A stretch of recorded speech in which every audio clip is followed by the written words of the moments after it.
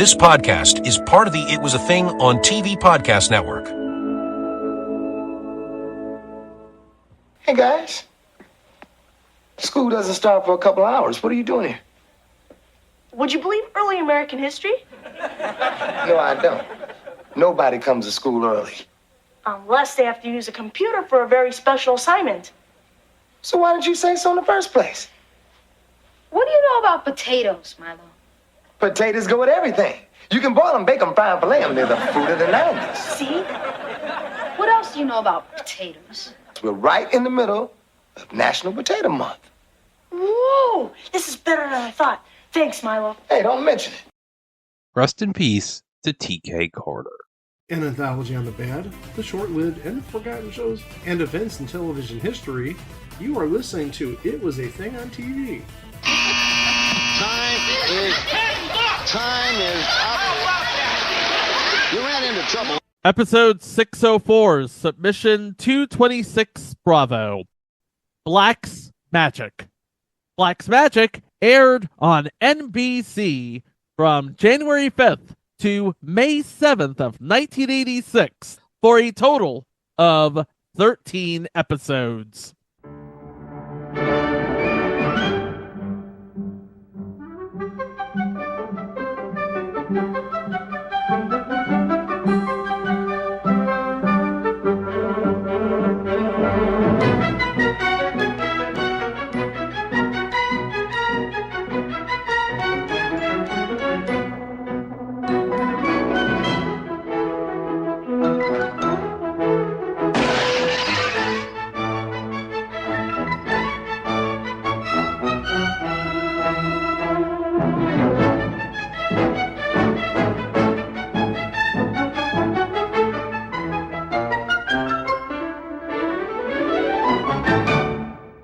Last week, we talked about a magician who uses sleight of hand to solve mysteries. What if I told you that NBC would go back to the well with that topic in 1986? And they would enlist the help of the writers of Murder, She Wrote to do it. It's a bit of life imitating art, as we have a magician by the name of Alexander Blacke, who is this close to retirement, and all of a sudden, he witnesses a murder. That murder puts him back in the limelight, and back in action, not so much as a stage magician, but as a detective who just so happens to dabble in magic. He doesn't do it by himself. He has his father, Leonard Blacke, who just so happens to be a con man. Like the magician before it, this isn't so much a whodunit as it is a how catch him. We know who is responsible for the mystery of the week. Now we just need to know how to catch him. And it's really an interesting premise of how they catch him. They use Blacke's magic and Leonard's confidence tricks, sort of like the magician if it were It's Your Move. Now, I said that this was a bit of art imitating life because this was also the first starring vehicle after the lead, Alexander Blacke, played by Hal Linden, was just about to retire from acting after Barney Miller was canceled. His father, Leonard Blacke, played by the legendary Harry Morgan, who was also about to retire when this show came along. But I think Harry Morgan had more of a legitimate reason, because Hal Linden at the time would have only been probably in his early 50s. He's still around, and I think he's about 93 or 94. But Harry Morgan, he would have been like 70 at this time. Actually, doing a little quick math. Yeah, he would have been 70. He was born April of 1915. So he was about 3 months away from turning 71. The series, once they got a hold of the creators of Murder, She Wrote, Richard Levinson and William Link, they shot a pilot movie. It got so much good press and so much good numbers that they commissioned a season of 13 episodes. It establishes the status quo of the new series as Alexander is called in to investigate the seemingly impossible disappearance of a 10-ton statue brought from a museum where it had been brought by, and this is the plot of the pilot, by the way, an Italian businessman. The CCTV was running, and nothing appeared on camera. It vanished without a trace until Alexander and Leonard solved the case. Interestingly enough, do you know who played the Italian businessman in this movie? I know. Well, Greg and I talked about this before you came in for the Before the Show. I said to Greg, we're going to talk about this person in Black's Magic.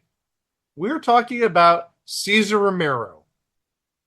And oddly enough, in this movie, Cesar Romero, he's wearing clothes and he's not in a baby pool and he's not holding oranges.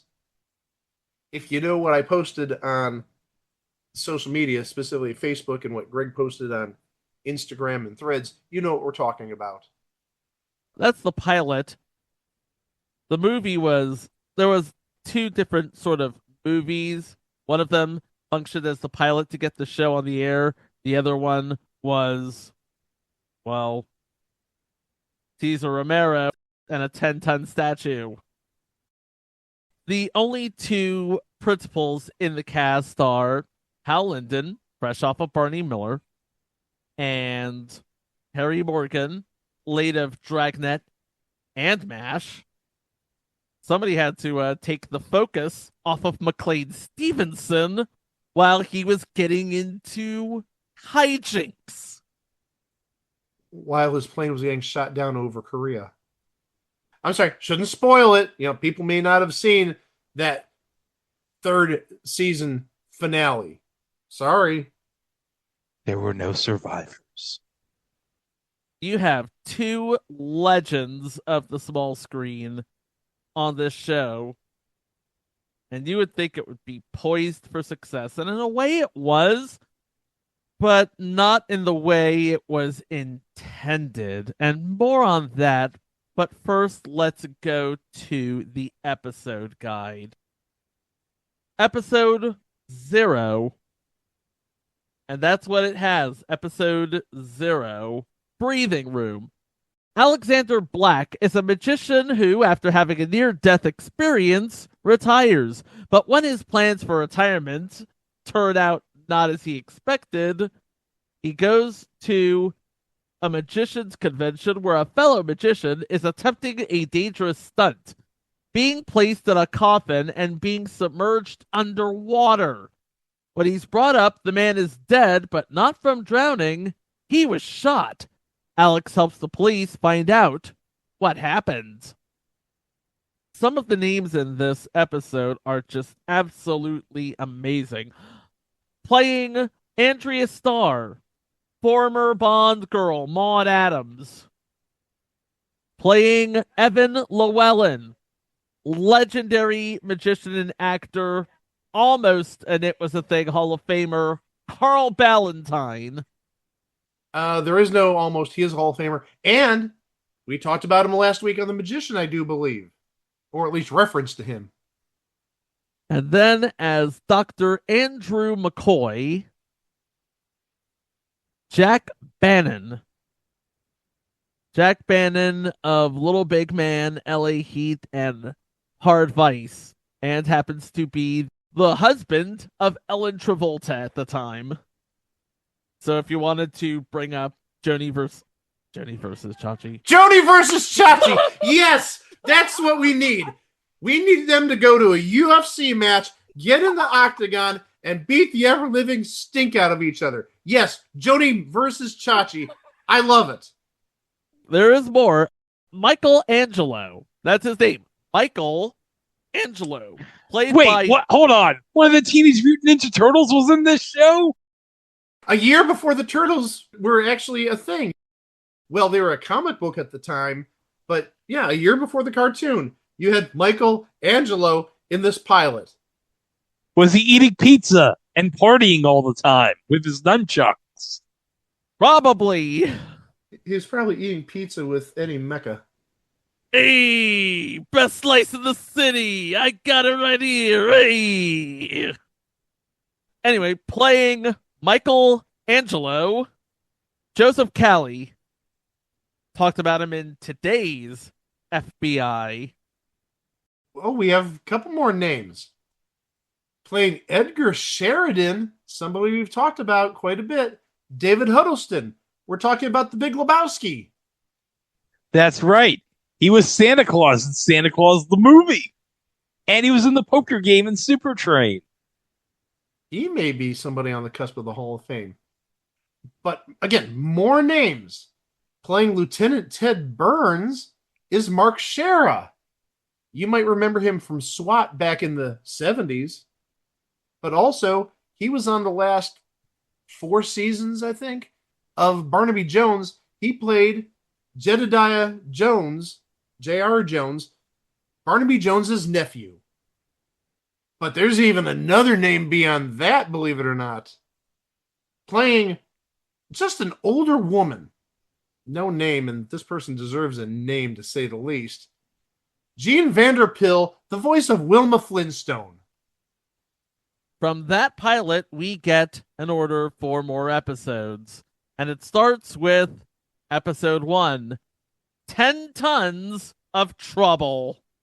When a statue disappears in a matter of moments, Alex is asked to investigate. And when Alex learns that the chief of security is being held accountable, he tries to solve it and clear the man's name.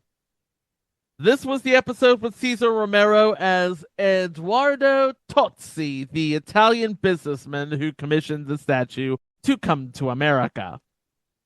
Not the only name in this episode. Playing Alyssa Lee, Jane Badler from the new Mission Impossible and V. The original V. Were there any hamsters that she ate or any gerbils? Not in this episode. No. One more name playing Garth Maxwell in this episode. Ron Ely from Face the Music and Tarzan. How about one more name? Playing Benjamin F. McGuire. We've even got a middle initial. That's pretty impressive. We don't usually get middle initials. Benjamin F. McGuire is Murray Hamilton. He played Mr. Robinson in The Graduate.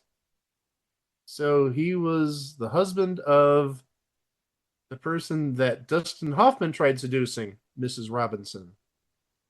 Don't disrespect Anne Bancroft like that, Mike.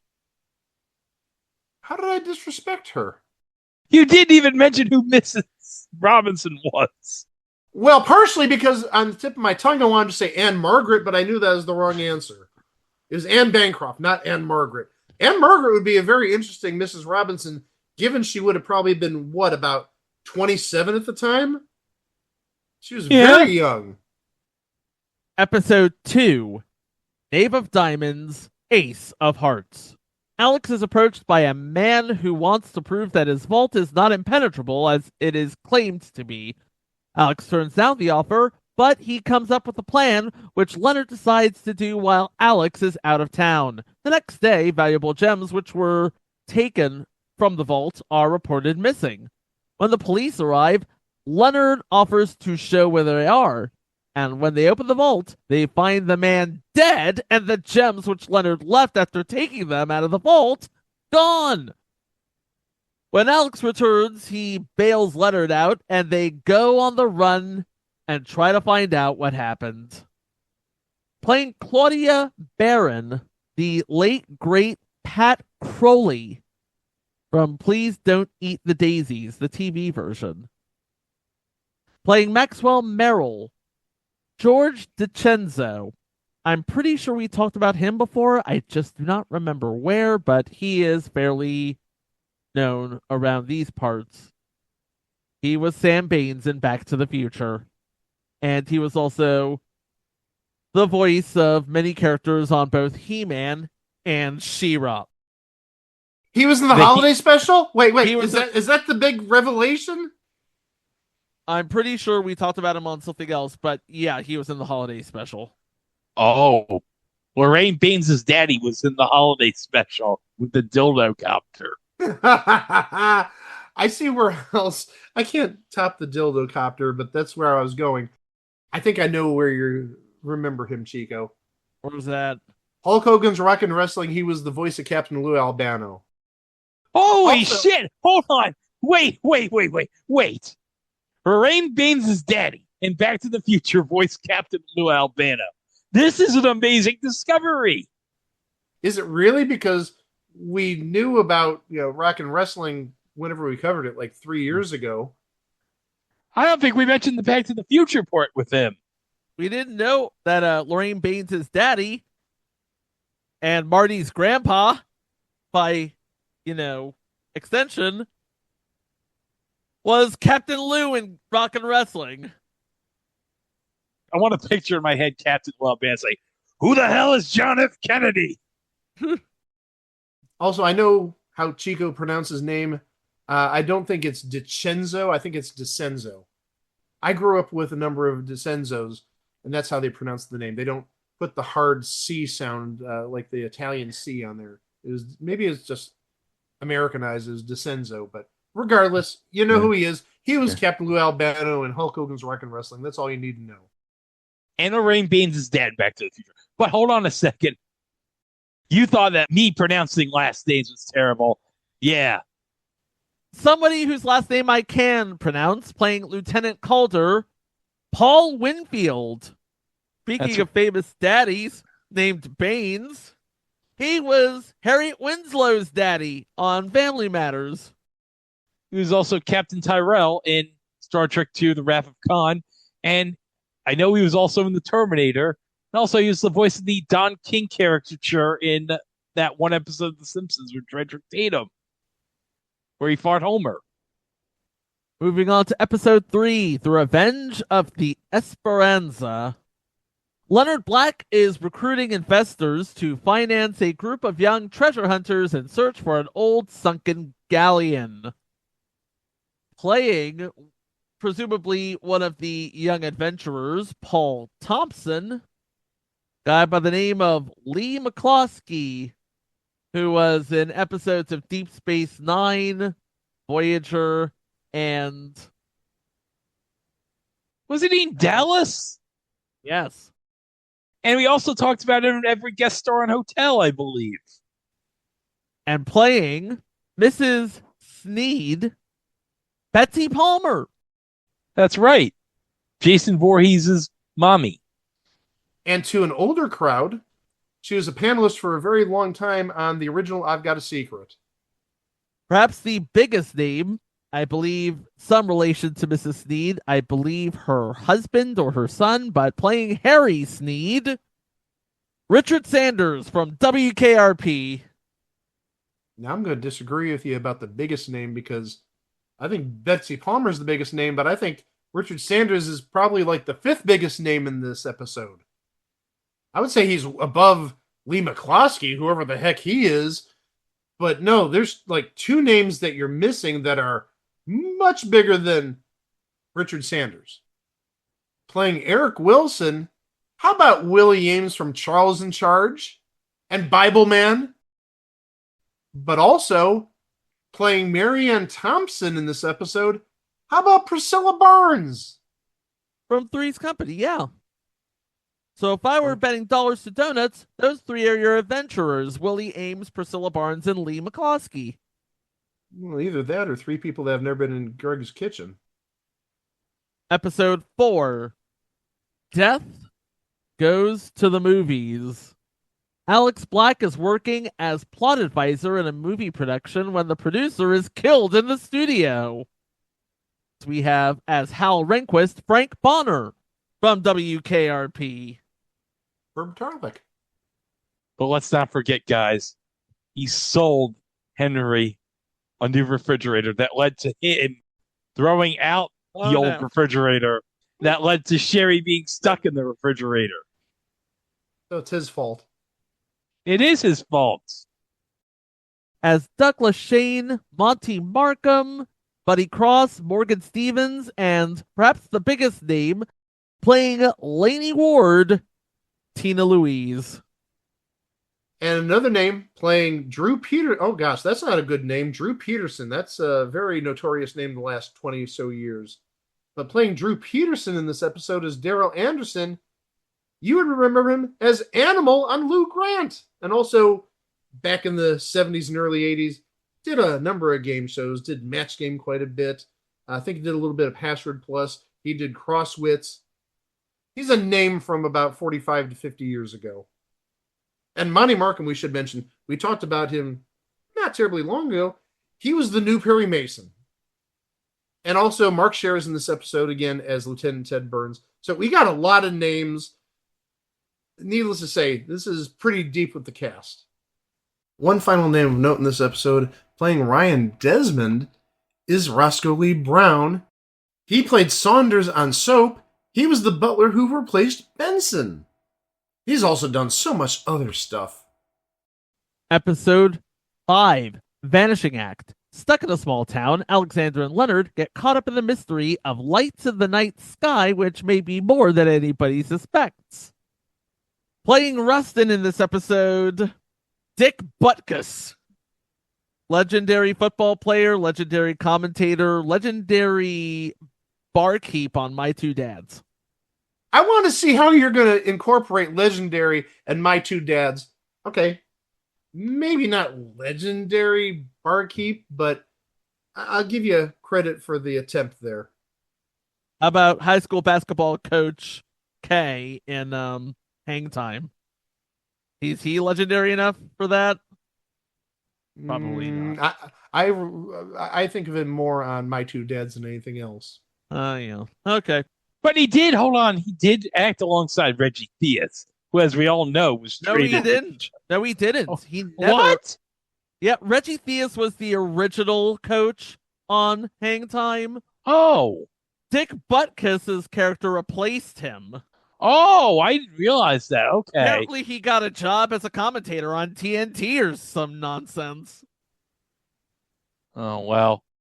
Or he got traded for Giant Gonzalez on the Atlanta Hawks. Because don't forget, that third-round pick became Giant Gonzalez. Playing Vern Kepler, another veteran of Gilligan's Island, Alan Hale Jr. Never forget what happened to Stu Gilliam when he went to Alan Hale Jr.'s restaurant. It's no Mickey Rudy's Potato Fantasy, I'll tell you that much. Mickey Rudy's Potato Fantasy! Oh my gosh! Oh, that is a great reference, even if only me and you and Chico get it. And I don't even know if Chico's going to get it. That is beautiful. Mickey Rudy's Potato Fantasy. We got one more name playing Chief Patrick Rocky Datchery, Robert Fuller from Emergency, and probably the absolute best bluffer on Vintage Hollywood Squares back in the 70s. Episode 6, Prisoner of Paradise. A man who swindled $122 million from a lot of people who has been on the run for 18 years has been caught. Alex is asked by a U.S. Marshal who is in charge of bringing him back, but somehow he escaped to help bring him back. So they go to the country where he was caught. They run into two men who had dealings with the man and photojournalist who wants to cover his transfer. When they learn he's being kept in his room, Alex suggests moving him to somewhere more secure. The local police chief puts him in a room atop a tower. Later in the evening, he's found dead at the bottom of the tower. Problem is, the door is locked, there were some men guarding the door, and the door was bolted from the inside. So what happened? Playing Harrison, David Aykroyd, the original Gary Ewing. Yes. Back when he was on Dallas. Playing Leslie Davis, somebody we talked about on this show before, Deborah Adair. She was in Finder of Lost Loves. And I believe we talked about this man last week, playing Captain Luis Gondolfo, Ramon Bieri. Beer-Eye. Don't offend a frequent guest star, or semi-frequent guest star, on Quinn Martin Productions. Playing Victor Kroger, Michael Constantine. From? I want to see if you remember. From I can't remember, sorry. Sorota's Court. Which we covered 2 years ago. Wasn't it 3 years ago when the new Night Court debuted? Because that would have been 2023 and it's 2026. So I think it's 3 years, not 2 years. Okay, all right. No, I mean, I'm not complaining. I'm just clarifying. Okay. Also, playing Jack Rhodes, Charles Napier. Murdoch from Rambo First Blood Part 2. I really don't want to play the and card again, Chico. But, and? Where else do we know Charles Napier from? And? I have only so many facts in my brain, Mike. All right, I'll just say it. Okay, Greg, yes. Say it, Greg. He was Duke Phillips on The Critic. Okay. That's the answer. Thank you, Greg. Playing a stunning blonde, Casey Winkler from High Rollers. We have one more person of note playing Granville Stewart, played by Peter Haskell. He's one of those people who you saw on TV in the 70s. Best thing I can find for him is he played Kevin Grant on Bracken's World between 1969 and 1970. But he was a celebrity on a number of game shows. Specifically, I know he was on You Don't Say in the 70s in 1975. But also, and we did mention this previously, he hosted the 50 Grand Slam pilot. Anytime we can talk about 50 Grand Slam comes up, Greg doesn't care about that. Chico doesn't care about it. But damn it, I care about it. This is the 50th anniversary of 50 Grand Slam, and it's going to get the respect it deserves. 50th anniversary of 50 Grand Slam. How about that? I don't want to hear any crap about the 250th birthday of the United States this year. It's the 50th anniversary of 50 Grand Slam. 50 for 50, baby. Next episode. Address unknown. Yeah, I'd say, how can Chico top that? Let's just go to the next episode, yes. Address unknown. The husband of Alex's former assistant, who works for a defense contractor, claims there's some corruption going on. So he enlists Alex's help so he can meet with his contact. When he meets the man, someone shoots at him, so he goes off looking for the police. When they go back to where he says they met, the street where he met him is no longer there. Hey, Greg, I think we're going to do it. I think this is the first time in 2026 we're going to say uh-oh. And Greg also knows what uh-oh is going to come up here. Right? What uh-oh are we going to play, Mike? I think we should play it first, and then we'll say who said this. Because once we actually say who it is, there may be so many gaps filled in. So we're going to put it in here. Uh-oh. That was Carl Lewis after he did the national anthem at a New Jersey Nets game back in like 1991. Oh my god. Francis Scott off-key. And then Charlie Steiner lost his shit. Oh, that was like one of the best Charlie Steiner moments ever. He was in the third part of the national anthem, and he said, "When the Rockets red glare." Uh-oh. Uh-oh. So that actually, I think, was at Greg's recommendation at the end of last year. He said, we got to do Carl Lewis's an uh-oh. So there's the debut of Carl Lewis's uh-oh. Playing Louise Richmond, Linda Day George. Who I believe we did talk about last week when we talked about The Magician. And actually, taking a look at IMDb, confirmed. Playing Ken Hillard. John McCook from The Bold and the Beautiful. Eric Forrester. Chico, I hate to play this card again, but... And what? I want to see if you get this. And... Well, you want to see if I remember him? Because all I remember is him from the Bold and the Beautiful as Eric Forrester, because I was one of those guys who watched his stories as a child. And okay, you don't know. No, I don't. I'm going to put you out of your misery then. He was a celebrity on the last week of Beat the Clock in 1980. Oh yeah, he was in Young and the Restless playing Eric Forrester at the time. Well, but again, he was on the final week of Beat the Clock in 1980. Anytime, anybody who was on Beat the Clock in 1979 and 1980, they merit a response in this podcast. Do I have to bring out what I bought like about a month ago? and share it with everybody? Now, I know I've shared it with you guys, but I don't even know if the people listening to this know what I bought a month ago. I ended up purchasing an animation cell from the opening of Beat the Clock from 1979/1980. It's where the guy with the hammer is like fully cocked back, and when you watch the opening, it's frozen there for like half a second. It's like the perfect cell. Episode 8, Forced Landing. Leonard Black is trying to sell an abandoned village when he accidentally witnesses the landing of an unexpected plane in the middle of the night. When the police get on the plane, they find there's nobody aboard. Not even a pilot. Should I do a second uh-oh? Because I have a second new uh-oh for the new year. Uh-oh. Uh-oh what? I don't like the sound of uh-oh. We've got a lot of names in this episode, so I'm going to be very, very quick. Playing Virgil Fattison, Gary Crosby, the son of Bing and the brother of Denise, and was also Smitty on Hunter. Well, you know what also that means? Mary Crosby is related to her also. Mary, Gary, and Denise. Yeah. And let's not forget, Mary shot JR. And she also tried to get with Kenny in season 2 of Knots Landing. And Gary Crosby was also on the latter seasons of Adam 12. He was one of the officers that was with Reed and Malloy.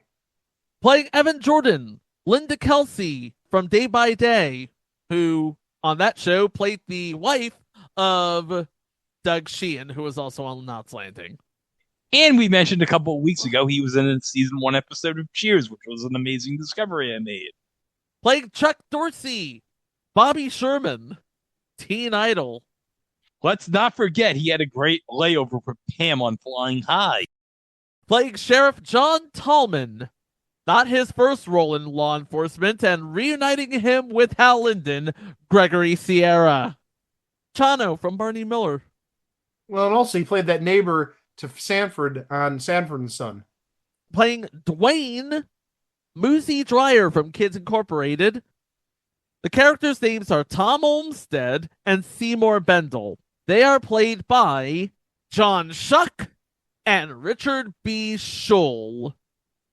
A reunion of the cast of Holmes and Yo-Yo. That's great. When I saw those two names last, it's like, oh no, Chico, you're not going to make a Holmes and Yo-Yo reference. Damn And dang straight it, you I am. did. Episode 9, Last Flight from Moscow. Alex is asked by the government to assist the wife of a diplomat to defect. First, he must get her out of the Soviet embassy. Playing Karkin, Sorrel Book, Boss Hogg from the Dukes of Hazzard. I'm sorry, I'm just imagining Sorrel Book playing a Russian diplomat. That's the role that he played. So yeah, Sorrel Book played some sort of Russian diplomat with that name. Playing Agent Curtis Hayes, Robert Hooks from Star Trek III, The Search for Spock. Playing Agent Miles Broderick, Martin Landau, Mission Impossible, Space 1999. Episode 10, A Friendly Game of Showdown. Leonard and Alex are upset when an old friend might lose his toy company when a rival steals his toy robot prototype. They develop a detailed scam to get the prototype back. Playing Joseph Hartley, Eddie Bracken. He was actually the owner of Wally World in National Lampoon's Vacation. Then we have as Burton Kohler, Gary Sandy from WKRP. As Katesi Watanabe, George Takei. And as his son Greg, B.D. Wong. Episode 11, It's a Jungle Out There. Alex runs into a nefarious man who he crossed paths with before. He then sees someone going after him, and Alex learns the man has something on that person, and unless he does what he's told, it will be let out. So Alex and Leonard work out a plan to get the thing he has. As Jerry Sutton from Battlestar Galactica, Richard Hatch. Playing Nigel Beecham, the prisoner himself, Patrick McNee. And as Charlie Farron, Jack Riley from Rugrats. Chico, I hate playing this card, But, and where else do you know Jack Riley from? And I just remember Rugrats. I know you remember him from something else, so I'm just going to defer to your judgment. okay, well, first off, he was on a number of episodes of Night Court. And also, I remember we talked about him on Married with Children playing, I don't want to say a homicidal clown who went to perform at Bud's birthday party, like his 18th birthday. But where we best know Jack Riley from is... Yeah. What? I know where he's from. He's from the Bob Newhart show. Thank you, Greg. Oh my gosh. Elliot Carlin on the Bob Newhart show, like just a severe neurotic. Yes. Okay, now we go to episode 12. The final episode, Wax Poetic. Alex Black is asked to rule an auction for selling an original unpublished script by Edgar Allan Poe. And again, loaded for bear with guest stars, playing Arthur Pym, Renee Auberjonois, Clayton Endicott from Benson, Odo from Deep Space Nine. Here's perhaps the biggest theme of the series. Playing Emmerich Valdemar, Vincent Price. I don't know if you guys saw this. I think this was last week. Probably wasn't this week because I don't remember seeing any episodes of Price is Right this week. But there was a contestant who had a shirt that said not The Price is Right on it, but it said Vincent Price is Right, and it had a caricature of Vincent Price holding the long microphone. I'm impressed that's a reference somebody understood in 2025. Vincent Price is Right. But also, one more name, Chico.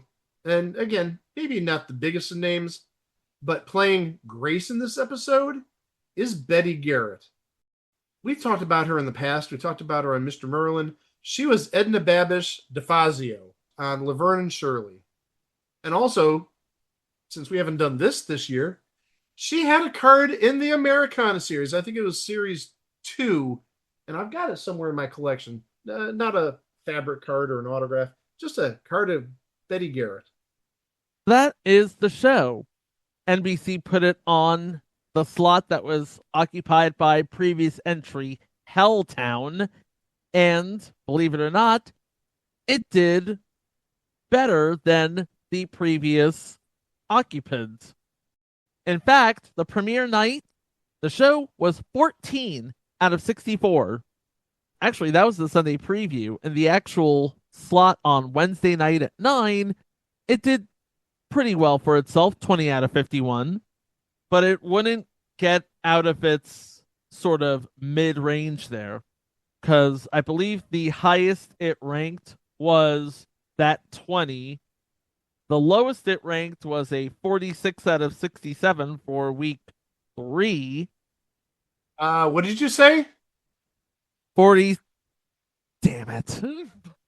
He knows! 6-7! Supposedly that's dead. It's not dead till I say it's dead. It went as high as 20 out of 51, but as low as 46 out of that number.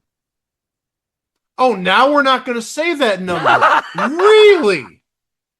But also, to back up what Chico's saying, I've got probably about 10 weeks worth of ratings, and consistently, it was in the 30s. Occasionally a little higher. A few times it was at 40, but it was consistently like right in the middle. Out of like 60, 70 shows, it was somewhere between 30 and generally 38, 39.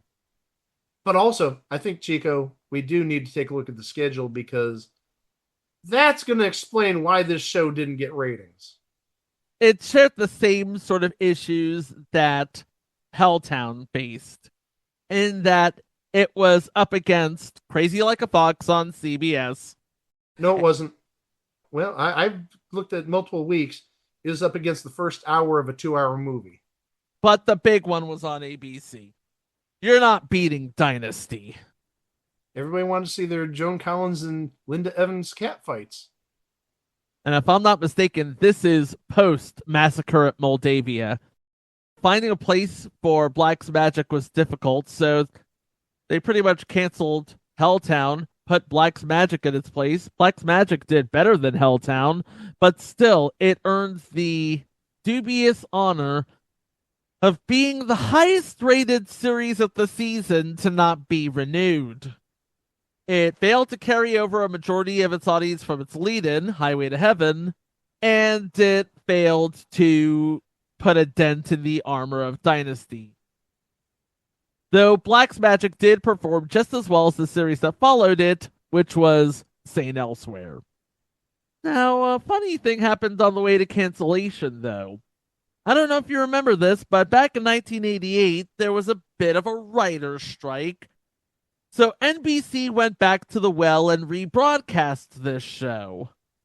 Didn't really help its legacy. I just thought that was really interesting. Because imagine what would happen if they aired the show in 1988 and it magically found an audience.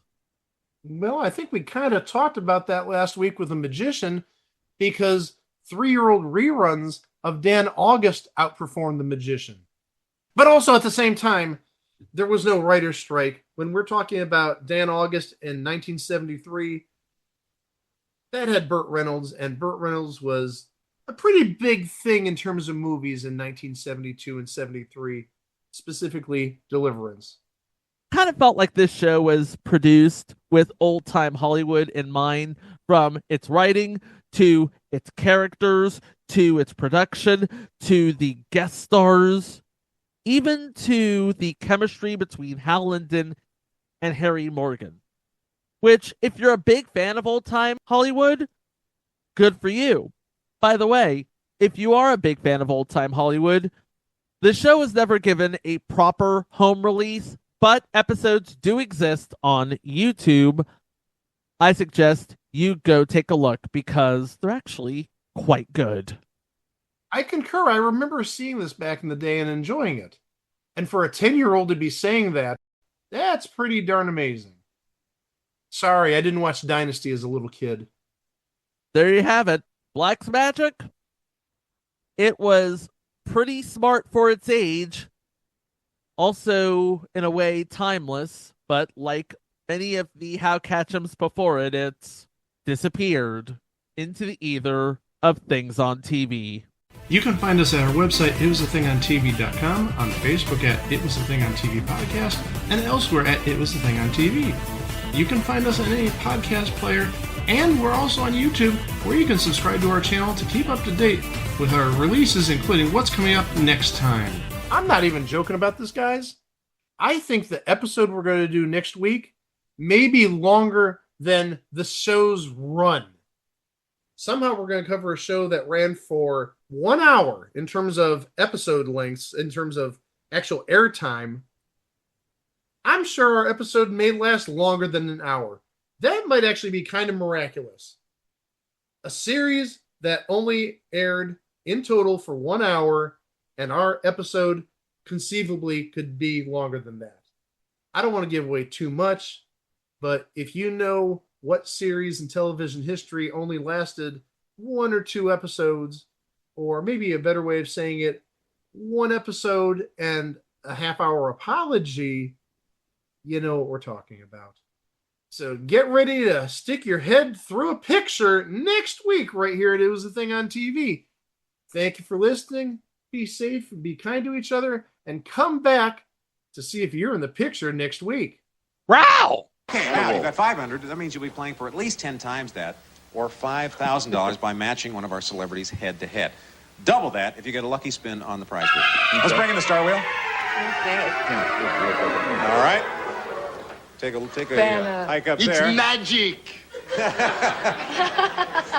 right. Like Doug Henning. Yeah. Not very good.